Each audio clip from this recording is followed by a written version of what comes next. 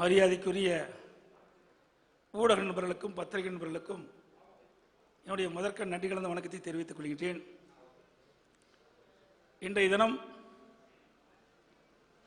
முதலாக கோவை மாவட்டத்திற்கு வருகை தந்து கோவை மாவட்டத்திலே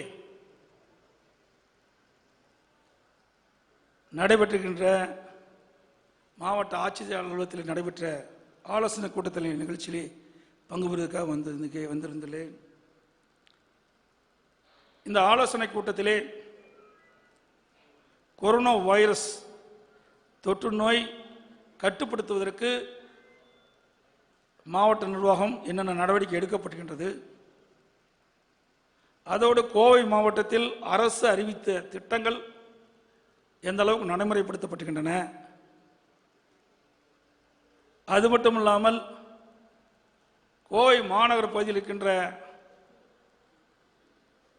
குறு சிறு நடுத்தர தொழில் நிறுவனத்தினுடைய தொழில் கூட்டமைப்பைச் சேர்ந்த நிர்வாகிகள், பெரிய தொழில் நிறுவனத்தைச் சேர்ந்த தொழில் கூட்டமைப்பைச் சேர்ந்த நிர்வாகிகள் சந்தித்து பேசியிருக்கின்றேன். அதோடு கோவை மாவட்டத்தில் இருக்கின்ற பல்வேறு விவசாய சங்கத்தினுடைய பிரதிநிதிகளை சந்தித்து ஆலோசனை நடத்தினோம். மற்றும் கோவை மாவட்டத்தில் இருக்கின்ற மகளிர் சுய உதவிக்குழுக்களை சந்தித்து அவரிடத்தில் ஆலோசனை நடைபெற்றது. மாண்பு அம்மாவுடைய அரசை பொறுத்த வரைக்கும் உலகையே குலுக்கிக் கொண்டு அச்சுறுத்தி கொண்டிருக்கின்ற கொரோனா வைரஸ் தடுப்பு பணியில் எந்த அளவுக்கு கோவை மாவட்டத்திலே பரவலை தடுப்பதற்கு முயற்சி எடுத்து என்பதை ஆலோசனை கூட்டத்தின் மூலமாக நாங்கள் பார்த்தோம். சிறப்பான முறையிலே கோவை மாவட்டத்திலே மாவட்ட நிர்வாகம் சரியான முறையிலே அரசு அறிவித்த வழிமுறைகளை பின்பற்றிய காரணத்தினால் கொரோனா வைரஸ் கட்டுப்பாட்டுக்குள் இருக்கின்றன. இன்றைய தினம் கோவை மாவட்டத்தை பொறுத்த வரைக்கும் இதுவரை பரிசோதனை செய்யப்பட்டவருடைய எண்ணிக்கை 36,905. நோய் தொற்று உறுதி செய்யப்பட்டவருடைய எண்ணிக்கை 292. இந்த மாவட்டத்தில் இருப்பவர்கள் மட்டும். சிகிச்சையில் இருப்போர் 112 பேர், வீடு திரும்பியவர்கள் 178 பேர். ஆனால் எண்ணிக்கை அதிகமாக இருப்பது என்று நினைப்பீர்கள். இது பல்வேறு மாவட்டத்தைச் சேர்ந்தவர்களெல்லாம் விமானத்தில் மூலமாக வருகின்றவர்கள், ரயில் மூலமாக வருகின்றவர்கள். பரிசோதனை செய்கின்ற பொழுது இங்கேயே அவர்கள் சிகிச்சை பெறுவதற்கு அட்மிஷன் செய்கிறாங்க. அதனால் எண்ணிக்கை கூடியிருக்கும். ஆனால் இந்த மாவட்டத்திலிருந்து பாதிக்கப்பட்டவர்கள் நான் குறிப்பிட்ட எண்ணிக்கை தான். அது மட்டும் இல்லாமல் பரிசோதனை நிலையங்கள் 10 இருக்குது. கோவை மாவட்டத்தில் மட்டும் தனியார் அரசு சார்பாக 10 பரிசோதனை நிலையங்கள் இருக்குது. இந்த பரிசோதனைகள் நாள் ஒன்றுக்கு 2000 பேரை பரிசோதனை செய்கிறார்கள். இதில் மருத்துவமனை அரசின் சார்பாக தனியார் மருத்துவமனை சார்பாக 3026 படுக்கை வசதிகள் பாதிக்கப்பட்டவர்கள் சிகிச்சை அளிப்பதற்காக இன்றைக்கு கண்டறியப்பட்டிருக்கின்றன. ஆகவே மாண்பு அம்மாவுடைய அரசு அறிவித்த வழிமுறைகளை உரிய முறையிலே நம்முடைய கோவை மாவட்ட நிர்வாகம் கடைபிடித்திருக்கின்றது. மக்களுக்கு விழிப்புணர்வு ஏற்படுத்துவதற்காக வாகனம் மூலமாக தினந்தோறும் ஒலிபெருக்கியின் மூலமாக விழிப்புணர்வை ஏற்படுத்தி வருகிறார்கள். அடிக்கடி கிருமி நாசினி அடிக்கப்படுகிறது. பொது சுகாதார கழிப்பறை பல முறை கிருமி நாசினி மூலம் சுத்தம் செய்யப்படுகிறது. இதனால் கொரோனா வைரஸ் தொற்று பரவலை கட்டுப்படுத்தப்படுகிறது. அதோடு விவசாயிகள் சங்கத்தைச் சேர்ந்தவர்கள் பல்வேறு கோரிக்கை வைத்தார்கள். அந்த கோரிக்கைகள் அரசு பரிசீலிப்பதாக நான் சொல்லியிருக்கின்றேன். திரு ஸ்டாலின் அவர்கள் நான் சேலம் மாவட்ட ஆட்சி அலுவலகத்துக்கு சென்று ஆய்வு பணி மேற்கொண்ட போது அப்பொழுது அவர் தெரிவித்தார், சேலம்தான் முதலமைச்சருக்கு கண்ணுக்கு தெரியுது, தமிழ்நாடு முழுவதும் கண்ணுக்கு தெரியவில்லை என்றால் இப்பொழுது கோவை மாவட்டத்திலே நான் புறப்பட்டுகின்றேன். ஒவ்வொரு மாவட்டமாக நேரிலே சென்று ஆங்காங்கே அரசு அறிவிக்கப்பட்ட வளர்ச்சி திட்டங்கள் எந்த அளவுக்கு நடைபெற்றுக் கொண்டிருக்கின்றது, விவசாயிகளை சந்தித்து அவருடைய எண்ணங்களை பரிமாறிக்கொள்வோம். அதே போல ஒவ்வொரு மாவட்டத்திலும் கொரோனா வைரஸ் தொற்று எந்த அளவுக்கு பரவலை தடுக்கின்றார்கள் என்ற ஆலோசனை கூட்டமும் நடைபெறும் என்பதை இந்த நேரத்தில் தெரிவிக்க விரும்புகின்றேன். என்னை பொறுத்த வரைக்கும், அம்மாவுடைய அரசை பொறுத்த வரைக்கும் தமிழ்நாடு முழுவதும் இன்றைக்கு கொரோனா வைரஸ் பரவலை தடுப்பதற்கு கடுமையான முயற்சி எடுத்து வருகிறோம். அதன் முதற்கட்டமாகத்தான் இன்றைக்கு கோயம்புத்தூரிலே இன்றைக்கு மாவட்ட ஆட்சியாளர் அலுவலகத்திலே இந்த ஆய்வுக் கூட்டம் இன்றைக்கு நடைபெற்றிருக்கு என்பதை இந்த நேரத்தில் தெரிவிக்க விரும்புகின்றேன். அது மட்டும் இல்லாமல் எப்படி இவர்கள் கோயம்புத்தூர் போகலாம், திருச்சி போகலாம் என்று எதிர்க்கட்சி தலைவர் அவர்கள் ஒரு அறிக்கையின் வாயிலாக வெளியிட்டிருக்கார். சேலம் போனால் சேலம் தான் கண்ணுக்கு தெரியுதுங்கிறார், தமிழ்நாடுலாம் கண்ணுக்கு தெரியலைங்கிறார். இப்படி கோயம்புத்தூர் திருச்சிக்கு போய் அங்கு இருக்கின்ற நிலவரத்தை ஆய்வு செய்யலாம் என்றால் எதற்கு போயிட்டு சொல்கிறார். எங்களை பொறுத்த வரைக்கும் அம்மாவுடைய அரசு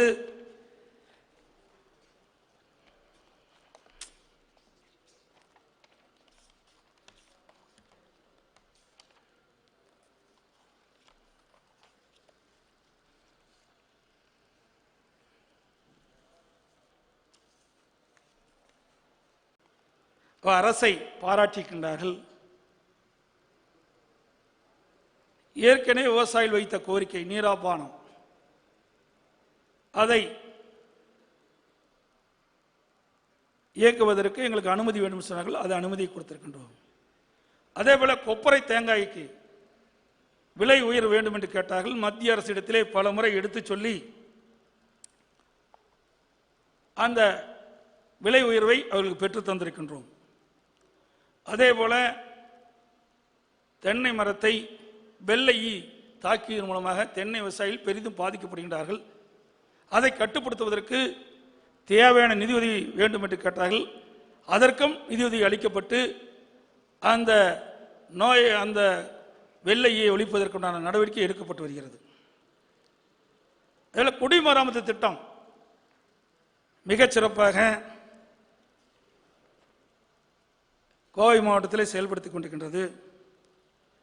அத்திக்கடவு அவனாசி திட்டம், இது 50 ஆண்டு காலமாக விவசாயிகள் கோரிக்கை வைத்த திட்டம். இந்த 4 மாவட்டங்கள் உள்ளடங்கியிருக்கின்றன. கோயம்புத்தூர் மாவட்டம், திருப்பூர் மாவட்டம், ஈரோடு மாவட்டம்.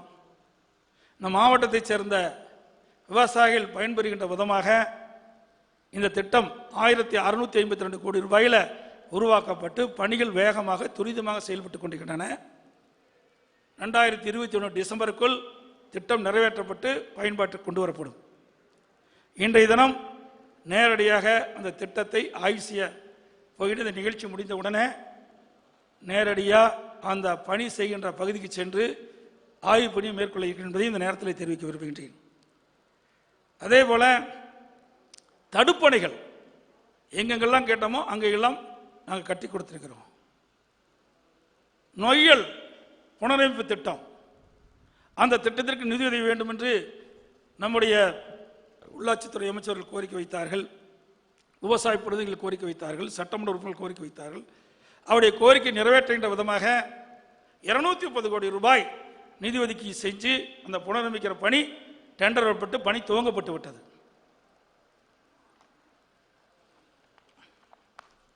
அதே போல பரம்பிக்குளம் ஆழியாறு திட்டம், ஆனமலையார் நல்லாறு திட்டம், இன்றைக்கு கேரள அரசோடு பேச்சுவார்த்தை நடத்தி அந்த திட்டத்தையும் விரைவாக நிறைவேற்றுவதற்கு நடவடிக்கை எடுக்கப்பட்டு வருகிறது என்பதையும் தெரிவித்துக் கொள்கின்றேன்.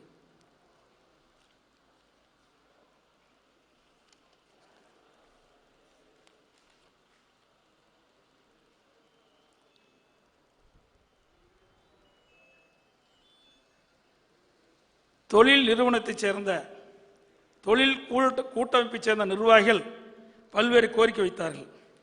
அந்த கோரிக்கையும் எங்களுடைய அரசு கனிவாக பரிசீலிக்கும் என்று நான் தெரிவித்திருக்கின்றேன். இன்றைக்கு மத்திய அரசிடமிருந்து அதிகமான நிதியுதவியை பெற்று தந்திருக்கின்றோம்.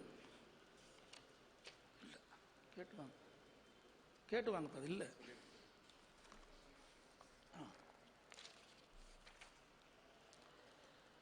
சிறு குறு நடுத்தர தொழில்கள் கிட்டத்தட்ட 1,57,098 பேர் இதில் இடம்பெற்றிருக்கிறாங்க. இவர்களுக்காக 4,145 கோடி ரூபாய் மத்திய அரசிடமிருந்து பெற்று அவர்களுக்கு வழங்கப்படுகின்றது. இது பார்த்தா இந்திய அளவில் 10 விழுக்காடு தமிழ்நாட்டில் பெற்று தந்திருக்கிறோம். சிறு குறு நடுத்தர தொழில் நிறுவனங்களுக்கு 4,125 கோடி ரூபாய் பெற்று 10% பேர் 10% விழுக்காடு இருக்கின்ற அங்கம் வைக்கின்ற அவர்கள் பயன்பெறாங்க. அதே போல கோவை மாவட்டத்தை பொறுத்த வரைக்கும் 9,991 பேர்களுக்கு சிறு குறு நடுத்தர தொழில் ஈடுபட்டவர்களுக்கு 761.5 கோடி ரூபாய் கடனுதவி பெற்று தந்திருக்கின்றோம். ஆக சிறு குறு நடுத்தர தொழில் சிறக்க வேண்டும், தோய்வாய் இருக்கின்ற தொழில் புத்துயிர் பெற என்பதற்காக மத்திய அரசிடமிருந்து இவள் கடனுதவியை பெற்று தந்திருக்கின்றதை இந்த நேரத்தில் தெரிவிக்க விரும்புகின்றேன். அதே போல எந்தவித செக்யூரிட்டியும் இல்லாமல் சிறு குறு நடுத்தர தொழில் செய்கின்றவர்களுக்கு கடனுதவி வழங்க வேண்டும் என்று அம்மாவுடைய அரசு 200 கோடி ரூபாய் அறிவித்து 125 கோடி ரூபாய் இதுவரை நாங்கள் வழங்கியிருப்பதையும் இந்த நேரத்தில் தெரிவிக்க விரும்புகின்றேன்.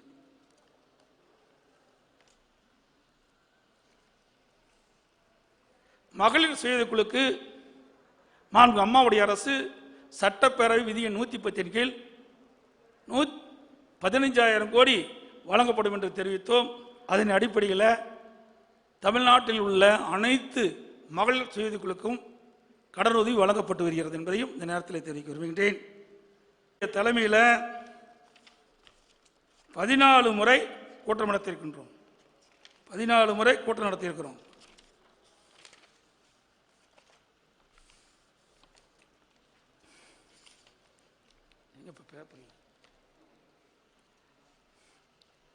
அதோட மாவட்ட ஆட்சியர் காணொலி காட்சி மூலமாக 7 முறை நான் நடத்தியிருக்கின்றேன். 12 பேர் போட்ட குழு 3 முறை அந்த கூட்டத்தை நடத்தியிருக்கின்றோம். தலைமைச் செயலாளர் தலைமையில் டாஸ்க் ஃபோர்ஸ் குழு அமைக்கப்பட்டது. மரியாதைக்குரிய தலைமைச் செயலாளர்கள் 7 முறை மாவட்ட ஆட்சித்தலைவருடன் காணொலி காட்சியிலே ஆலோசனை கூட்டம் நடத்தியிருக்கின்றார். அது மட்டும் இல்லாமல் தலைமைச் செயலர் தலைமையில் அனைத்து மத தலைவருடன் அழைத்து பேச்சுவார்த்தை நடத்தியிருக்கிறார். மருத்துவ வல்லுநர்கள் மற்றும் பொது சுகாதாரத்துறை அலுவலருடன் ஆய்வுக் கூட்டம் 4 முறை நடத்தப்பட்டுகின்றன. இந்திய மருத்துவ முறை மருத்துவருடன் ஆலோசனை கூட்டம் 1 முறை நடைபெற்றுகின்றன. தமிழ்நாட்டின் சில தொழிற்சாலைகளை படிப்படியாக அனுமதிப்பு தொடர்பாக நோய் தொற்று பெறாமல் இருக்க தேவையான பாதுகாப்பு நடவடிக்கைகளை மேற்கொள்வது தொடர்பாகவும் என்னுடைய தலைமையில் 23/4/2002 காணொலி காட்சி மூலமாக தொழில்நுட்ப ஆலோசனை கூட்டம் நடத்தப்பட்டது. இப்படி ஒவ்வொரு முறையும் இந்த நோய் பரவலை தடுப்பதற்காக அரசு நடவடிக்கை மேற்கொள்ளப்பட்டு என்பதை இந்த நேரத்தில் தெரிவிக்க விரும்புகின்றேன். ஆனால் திரு ஸ்டாலின் அவர்கள் இந்த அரசு எதுவுமே செய்யவில்லை, கொரோனா வைரஸ் பரவலை தடுப்பதற்கு எந்த முயற்சியும் எடுக்கவில்லை என்ற ஒரு தவறான பொய்யான அறிக்கையை நாள்தோறும் விட்டுக் கொண்டிருக்கின்றார். இந்தியாவிலேயே நோயை வைத்து அரசியல் நடத்துகின்ற ஒரே அரசியல் கட்சி தலைவர் திராவிட முன்னேற்ற கழக தலைவர் திரு மு.க. ஸ்டாலின் அவர்கள் தான். ஒரு சோதனையான நேரம். இன்றைக்கு எளிதாக ஒருவரிடமிருந்து மற்றவரிடம் பரவக்கூடிய வைரஸ் தொற்று நோய் இன்றைக்கு அரசு ஆக்கப்பூர்வமான நடவடிக்கை எடுக்கப்பட்டு வருகிறது. இதற்கு ஆதரவு கொடுக்காமல் வேண்டுமென்றே திட்டமிட்டு ஒரு தவறான செய்தியை நாள்தோறும் பத்திரிகையின் வாயிலாக வெளியிட்டிருக்கிறார், வாடிக்கையாக கொண்டிருக்கிறார். ஏன்னா இவர் தான் இருப்பதாக அடையாளம் காட்டுவதற்காக தினந்தோறும் அறிக்கை விட்டுக் கொண்டிருக்கின்றார். இவர் அறிக்கை விட்டால் தானே பதில் அறிக்கை நாங்கள் தர முடியும். இந்த நோய் பரவலை தடுப்பதற்கு ஆக்கப்பூர்வமான கருத்து இதுவரை எதிர்க்கட்சி தலைவர் திரு ஸ்டாலின் சொன்னார் என்றால் கிடையாது. இதற்கு இன்னும் மருந்தே கண்டுபிடிக்கவில்லை. இதற்கு ஏதாவது தீர்வு இருக்குதா என்று சொன்னால் உலக சுகாதார அமைப்பு, மத்திய சுகாதாரத்துறை, ஐசிஎம்ஆர், நம்முடைய மருத்துவ நிபுணர்கள், வல்லுநர்கள் இதற்கு இன்னும் மருந்து கண்டுபிடிக்கவில்லை. இதற்கு ஒரே மருந்து ஒவ்வொருவரும் கட்டுப்பாடோடு இருக்க வேண்டும் என்பதுதான். அப்படி இருந்தால்தான் இந்த நோய் பரவலை தடுக்க முடியும் என்று மருத்துவ நிபுணர்கள், வல்லுநர்களும் தெரிவிக்கின்றார்கள். ஆனால் இதுவரை ஸ்டாலின் இந்த பரவல் தடுப்பதற்கு என்ன ஆலோசனை இந்த அரசுக்கு வழங்கியிருக்கின்றார், இந்த நாட்டு மக்களுக்கு என்ன வழங்கியிருக்கின்றார்? தினந்தோறும் பத்திரிகையிலும் ஊடகத்திலும் ஏதாவது ஒரு அவதூறு செய்தியை இந்த அரசு மீது பரப்புவது, முதலமைச்சர் அமைச்சர்கள் மீது பரப்புவதுதான் வாடிக்கையாக கொண்டிருக்கின்றார்.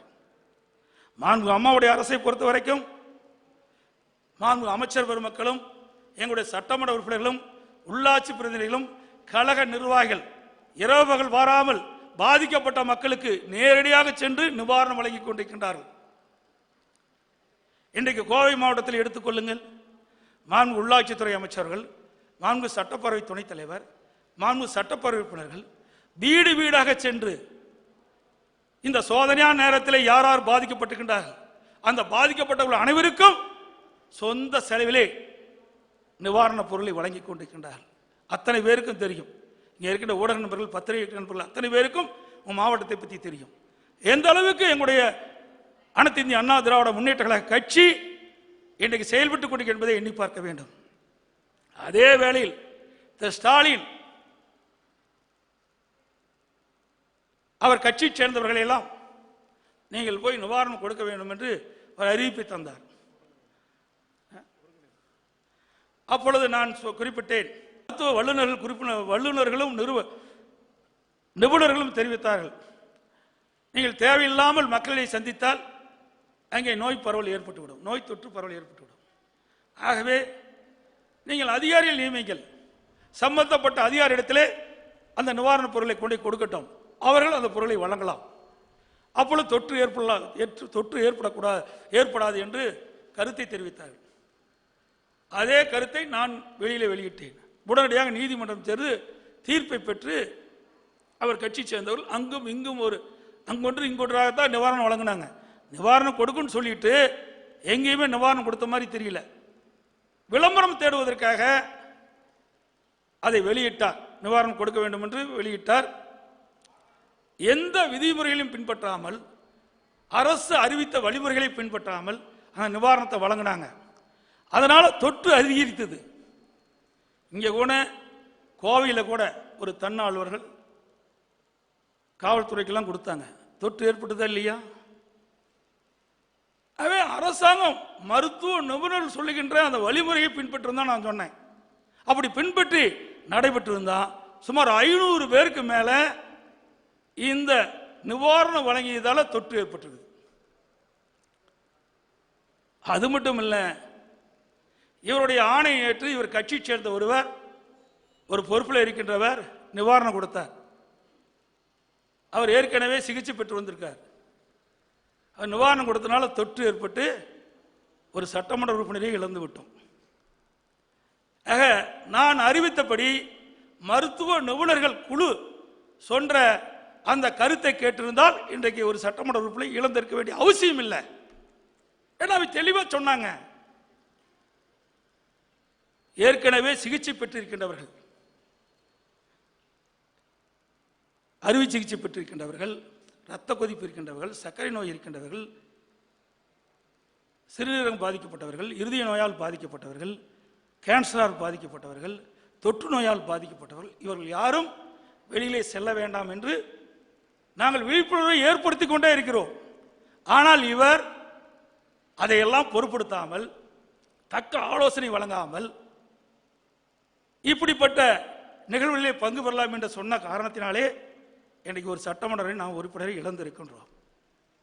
வேண்டுமென்றே திட்டமிட்டு தினந்தோறும் ஊடகத்தின் வாயிலாக, பத்திரிகையின் வாயிலாக தொடர்ந்து உண்மைக்கு புறம்பான பொய்யான செய்தியை எதிர்க்கட்சி தலைவர் வெளியிட்டிருக்கிறார். இந்தியாவில் வேற எந்த மாநிலத்திலும் கிடையாது. இன்றைக்கு தமிழகத்தில் தான் அதிகமான பரிசோதனை செஞ்சிருக்கிறோம். நேற்றைய தினம் பார்த்தீங்கன்னா 32,000 பேர் பரிசோதனை செஞ்சிருக்கிறோம். ஆனால் 33 பேர் தான் இறந்திருக்கிறாங்க. இறப்பு சதவீதத்தை குறைச்சிருக்கிறோம். குணமடைந்தோரை எண்ணிக்கை அதிகரிச்சிருக்கிறோம்.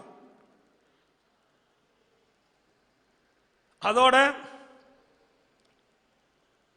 90 நாட்கள் ஊரடங்கினால் வீணாக்கி விட்டார் என்ற ஒரு தவறான செய்தியை, பொய்யான செய்தி வெளியிட்டிருக்கிறார். 90 நாட்கள் கடுமையாக அம்மாவுடைய அரசு பணியாற்றி இருக்கின்றது. இந்த 90 நாட்கள் கடுமையாக பணியாற்றிய காரணத்தினால்தான் இன்னைக்கு தொற்று குறைக்கப்பட்டுகின்றது, உயிர் சேதம் தடுத்து நிறுத்தப்பட்டுகின்றது. அது கூட எதிர்க்கட்சி தலைவருக்கு தெரியல. டெல்லியில் நீங்கள் டெல்லி மாநிலத்தை பாருங்க, மகாராஷ்டிராவில் பாருங்க. இன்றைய தினம் மேற்கு வங்காளம் கூட மேலும் 1 மாதம் ஊரடங்கு உத்தரவை அமுல்படுத்தப்படும் என்ற அறிவிப்பை கொடுத்திருக்கின்றார். இந்த ஊரடங்கு அறிவிப்பு என்பது இன்றைக்கு நோய் பரவலை தடுப்பதற்காக அறிவிக்கப்படுகின்ற அறிவிப்பு. அவரவர் வீட்டிலே இருந்தால் நோய் பரவலை தடுக்க முடியும். ஏதாவது தொற்று இருக்கின்றவர்கள் வெளியிலே சென்றால் மற்றொரு பழகின்ற பொழுது அந்த தொற்று மற்றவருக்கு போய் பரவிவிடும். அதனால் இந்த ஊரடங்கினால் தொற்று பரவலை தடுப்பதற்குத்தான் இந்த ஊரடங்கு மத்திய அரசு அறிவிக்கப்பட்டிருக்கின்றது. அதை நாம் கடைபிடிக்கின்றோம். அது மட்டும் இல்லாமல் இன்றைக்கு அம்மாவுடைய அரசு பல்வேறு நடவடிக்கைகள் நாங்கள் எடுத்துக்கொண்டு இருக்கின்றோம். இன்றைக்கு கோவை மாநகரத்தை பொறுத்த வரைக்கும் எவ்வளோ பாலம் கட்டி கொண்டிருக்காங்க உங்களுக்கு நன்றாக தெரியும். அதிக அளவில் பாலத்தை கட்டி கொடுத்துருக்கிறோம். உங்களை எல்லாம் அந்த செய்தியை நான் தரேன். கிட்டத்தட்ட 5 பக்கத்துக்கு பக்கமாக இருக்குது. அதை சொன்னாவே 15 நிமிஷம் ஆகிடும்.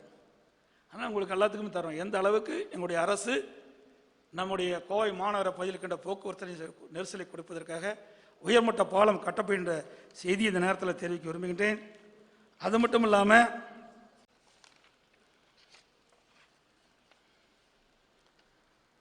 இன்றைக்கு பத்திரிகை செய்தி பார்த்தேன். நான் இரக்கம் இல்லாத மனிதன் என்று சொல்றேன். பொன்மனச்சம்பல் புரட்சித் தலைவர் எம்ஜிஆர் ஆகட்டும், இதயம் புரட்சித் தலைவர் அம்மா ஆகட்டும், இருவரும் தலைவர்கள் மக்கள் மீது அன்பு கொண்டு ஏராளமான திட்டங்களை அளித்த இருவரும் தலைவர்கள் வகுத்த தந்த கட்சி அனைத்து இந்திய அண்ணா திராவிட முன்னேற்ற கழக கட்சி.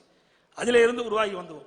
நான் மட்டும் இல்லை, என்னை போல் கோடிக்கணக்கான கட்சி நிர்வாகிகள் மக்களுக்காக தன்னையே அர்ப்பணித்துக் கொண்டு செயல்படுத்திக் கொண்டிருக்கின்றார்கள்.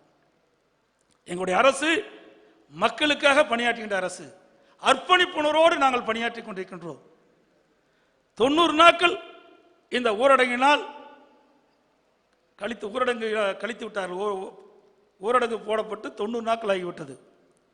அந்த 90 நாட்கள் வீணாக்கப்பட்டு விட்டார் என்ற ஒரு பொய்யான வீண் பழியை எங்கள் மீது சுமத்துகிறார். இந்த 90 நாட்களில் எத்தனை பேர் இரவு பகல் வராமல் பாடுபட்டாங்க. மருத்துவர்கள், செவிலியர்கள், மருத்துவ பணியாளர்கள், தூய்மை பணியாளர்கள், உள்ளாட்சித்துறையைச் சேர்ந்த பணியாளர்கள், காவல்துறையைச் சேர்ந்த பணியாளர்கள், வருவாய்த்துறையைச் சேர்ந்த பணியாளர்கள், கூட்டுறவுத்துறையைச் சேர்ந்த பணியாளர்கள் மற்றும் நோய் தடுப்பு பணியில் ஈடுபட்டிருக்கின்ற அனைத்து பிற துறையைச் சேர்ந்த பணியாளர்கள், உயர் அதிகாரிகள் அத்தனை பேரும் 90 நாட்கள் பணியாற்றிய காரணத்தினால்தான் இன்றைக்கு உயிரிழப்பை தடுத்து நிறுத்தியிருக்கின்றோம். நோய் பரவலை தடுத்து நிறுத்தியிருக்கின்றோம். இன்னைக்கு மிகப்பெரிய வல்லரசு நாடு அமெரிக்கா, வளர்ந்த நாடு பிரிட்டன், இத்தாலி, ஸ்பெயின் போன்ற நாடுகள்லாம் திணறிக் கொண்டிருக்கின்றன. ஆனால் நம்முடைய தமிழகத்தில் நோய் பரவலை கட்டுக்குள் வைத்திருக்கின்றோம்.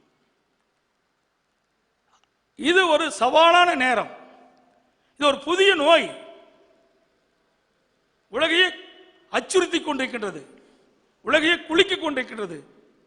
ஏதோ தமிழகத்தில் மட்டும் இந்த நோய் உருவாகினதை போலவும் அதிமுக அரசு இதை கட்டுப்படுத்த முடியாத ஒரு சூழ்நிலை இருப்பதை போலவும் தினந்தோறும் அதற்கு அறிக்கை விட்டுருக்காரு. உலகம் பூரா பரவி இருக்குது, உலகம் பூரா அச்சத்தில் இருக்குது. அதையெல்லாம் விட்டுட்டு இன்றைக்கு அரசியல் ரீதியாக ஒரு தவறான பொய்யான அறிக்கையை தினந்தோறும் ஊடகத்தில் பத்திரிகை வெளியிட்டிருக்கார். இவர் நாட்டு மக்களை பற்றி கவலைப்படுவதே கிடையாது. இவருக்கு வேண்டியது அரசியல் ரீதியாக அதிகாரத்தை கைப்பற்ற வேண்டும் என்ற நோக்கத்தில் தான் இந்த அறிக்கையெல்லாம் தொடர்ந்து வெளியிட்டு இருக்கார். எந்த மாநிலத்தில் இப்படிப்பட்ட அறிக்கை எந்த எதிர்க்கட்சி தலைவரும் கொடுக்கல, தமிழகத்தில் தான் தொடர்ந்து கொடுத்துட்டு இருக்கார். ஏன் டெல்லியில் பாதிச்சிருக்குத சொல்லலையே, மகாராஷ்டிராவில் பாதிச்சிருக்குதுல்ல, ஏன் இதே ஸ்டாலின் அவர்கள் சொல்லல? இவர் தான் அகில இந்திய அரசியல் தலைவர் ஆயிட்டுது. இங்கிருந்து மேற்கு வங்காளம் போய் பேசுறாரு, அங்க பாதிப்புக்குள்ளாயிருக்காங்க, அதை பத்தி பேசல. இன்னைக்கு ஊரடங்கு நீடிக்கப்பட்டு சொல்லியிருக்கிறாங்க மேற்கு வங்காள முதலமைச்சர், அதை பத்தி எந்த கருத்தும் சொல்லலையே. வேண்டுமென்றே திட்டமிட்டு தினந்தோறும் தவறான செய்தியை இன்றைக்கு தமிழகத்திலே பரப்பி வருகிறார் என்பதை நேரத்தில் தெரிவிக்க விரும்புகின்றேன்.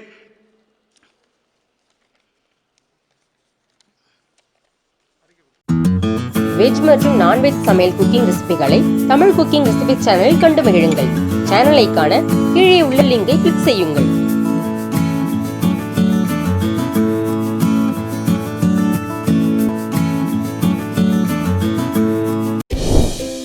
தொடர்ந்து இது போல வீடியோஸ் பார்க்குறதுக்கு கீழே இருக்க சப்ஸ்கிரைப் பட்டனை கிளிக் பண்ணுங்கள்.